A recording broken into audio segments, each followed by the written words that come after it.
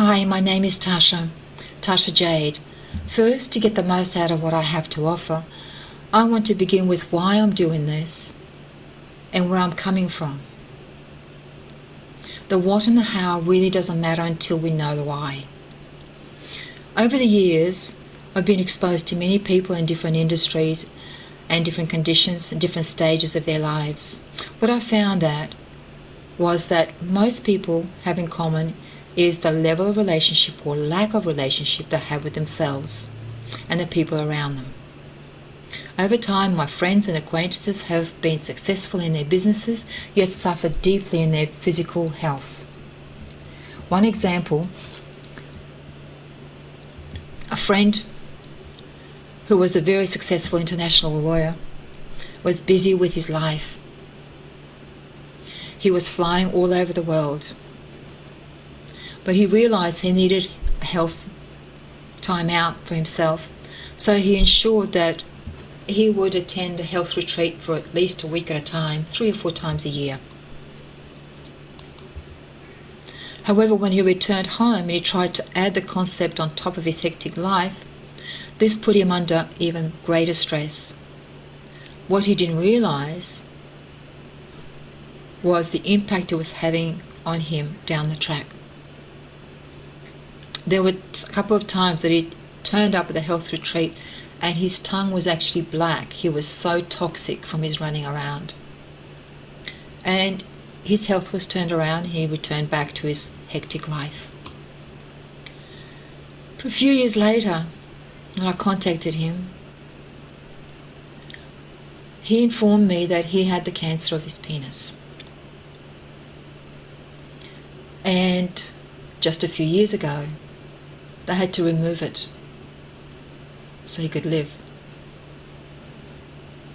Now, these are some of the consequences of not taking care of yourself, relationship with yourself, and that extends to relationships with friends and family.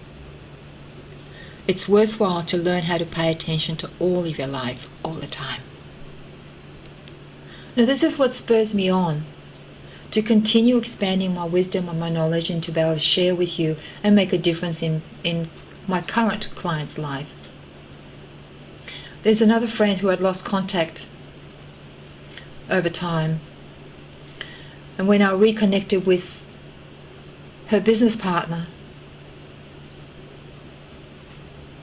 when I found her phone number again, I was informed that she died of a bladder cancer. Now, bladder cancer is the easiest cancer to treat providing it's discovered early. She'd been seeing a doctor for a year with headaches and other symptoms, but the doctor never did the tests for that and never picked it up. One day she came back to the surgery and there was a substitute doctor who diagnosed her with the bladder cancer, and she was immediately admitted into hospice. She died within 3 months. Now, this woman was a personal development life coach, busy with husband, children, career, but she was completely disconnected from her body.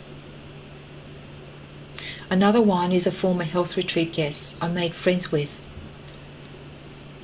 A few years later, I was contacted informing me he'd had a stroke. I visited him in hospital. Sitting there in the wheelchair, drooling, and trying to get his life back. Now, he was a successful businessman, beautiful home, gregarious, fun, had many businesses, and then he was sitting there helpless, unable to move. Now, these are the things that continue to influence me, to continue to improve and pay attention to life.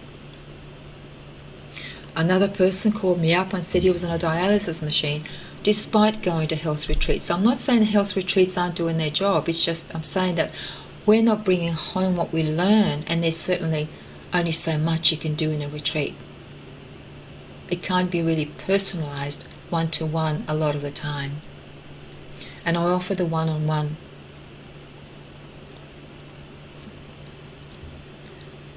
And My own sister died of a brain tumour, so you cannot influence even your own family sometimes. You just have to. You can't do anything unless people ask you. I do not interfere.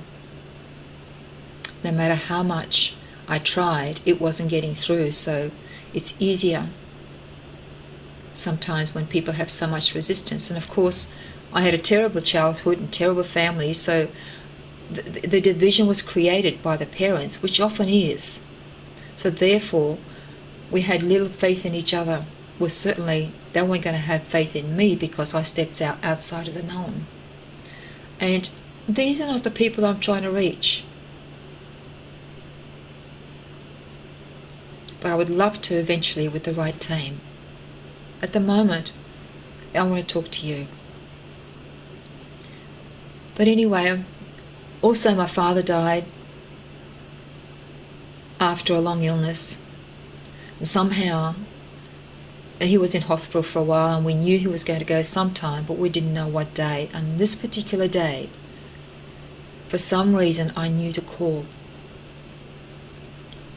That was before mobile phones.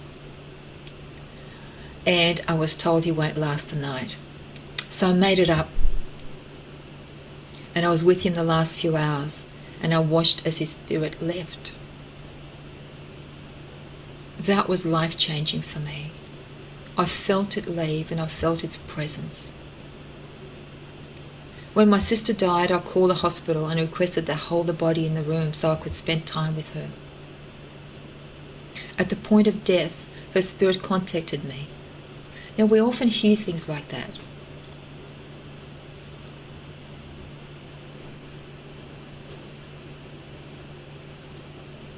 Alan Bond lost his wife through suicide and his daughter through overdose of drugs, despite having access to all the medical systems and everything else. There was nothing that could be done. How sad. And it's really about adjusting the life. I would love to have been an influence in that and been part of it. Lack of options limit our quality of life. Here I need to make a disclaimer. I'm not a medical doctor. It is your responsibility, or your responsibility for your friend, to seek medical advice if your condition warrants it. But I have worked with many doctors, and I'm happy to work in conjunction with doctors. I work with many doctors, radiologists, who admit having difficulty in connecting to their family. That is not their skill set. I have many recordings on my site where we engaged in live conversations in our integration sessions, and some are at the time of training that I share with you. So you are directly in the room of what's going on. And this is the power of divergent thinking, the representation of divergent thinking that you'll hear in the website. And how I was able to help them transform their fears and disconnect in relationships to their bodies first of all. Because unless you know you, you cannot know anybody else. Business, personal relationships, family and health are all about relationships with the business. All about relationships with the family, your body, your mind, your emotions. In the recordings, you'll hear many examples of that.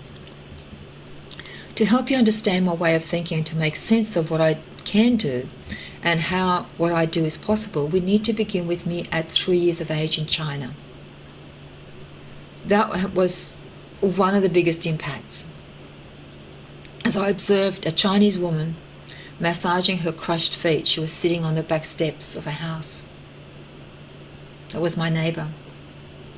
She was in a great deal of pain. She would have been around the 80s, I suspect, because she looked pretty old, and the Asians don't look very old until much later in life, so I imagine that was her age. For hundreds of years, people have been discouraged from binding the little girl's feet. She was the result of binding, foot binding. Hundreds of years ago, the custom began because people believed that if they made the foot the size 3 to 4 inches, to remain the size of 3 to 4 inches, the woman had a far better chance of attracting the right marriage. So they would twist the toes and push them underneath when the child was about 3 or so,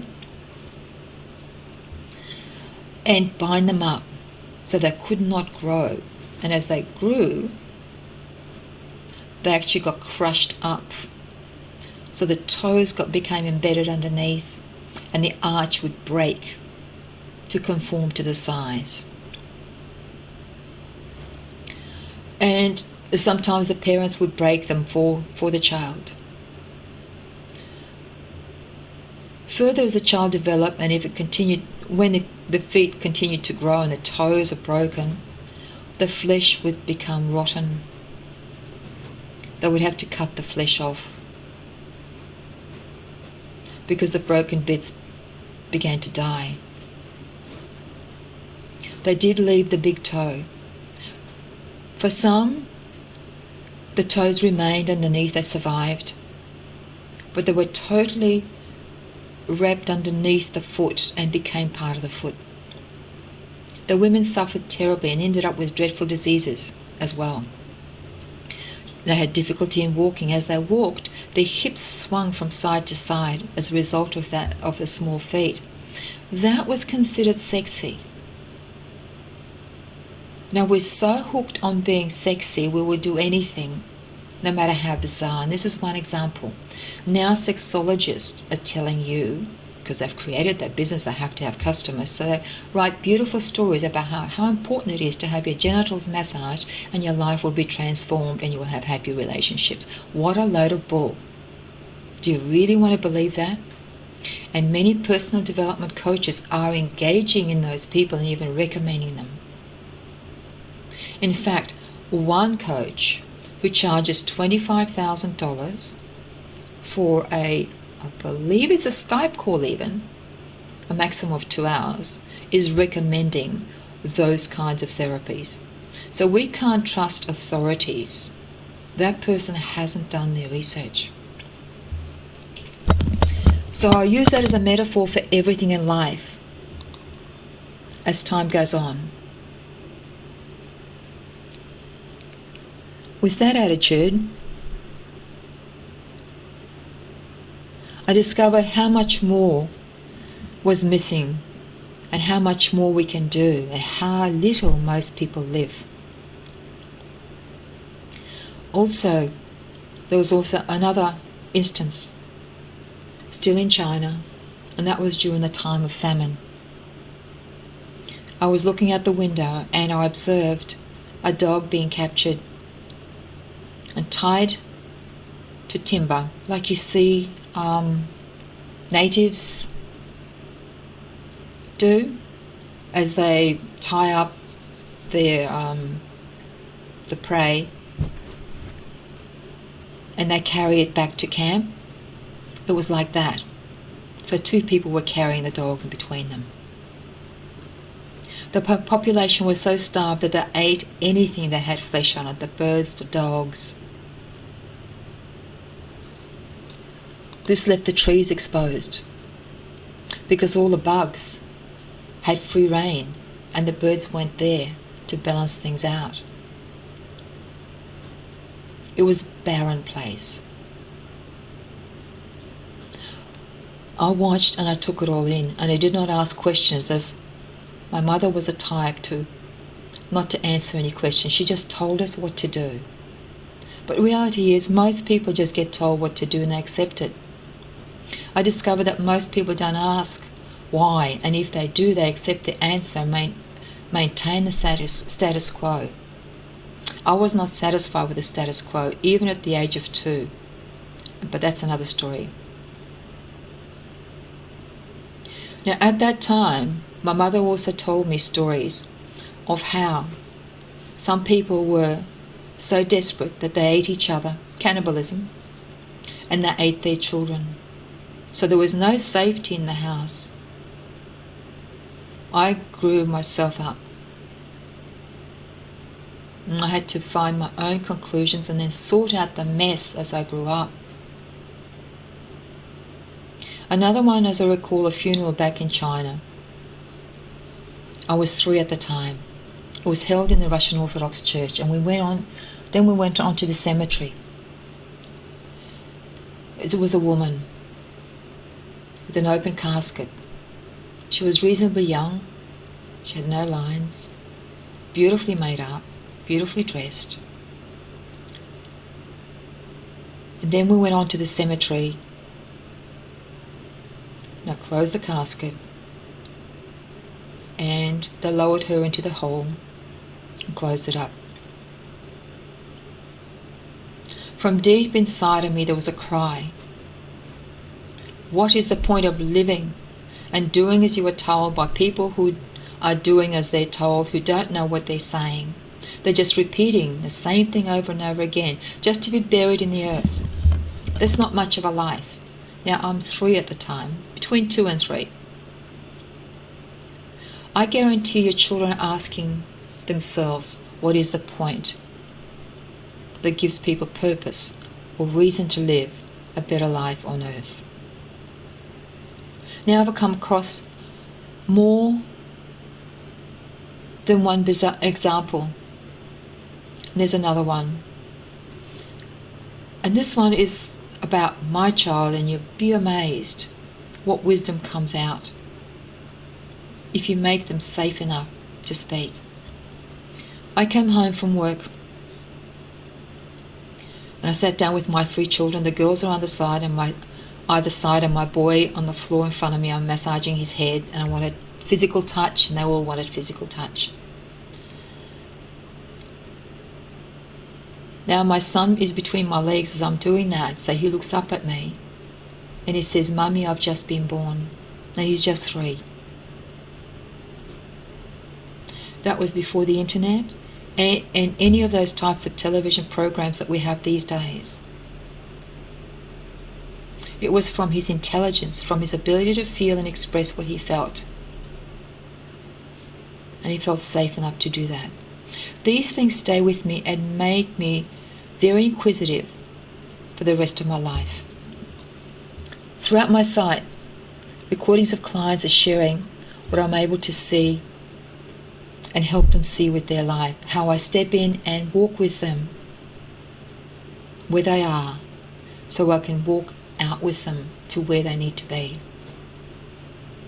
So in order for you to begin to take the journey with my clients, I needed to share part of my life. It's about connecting with yourself, healthy relationships, and your family and your body.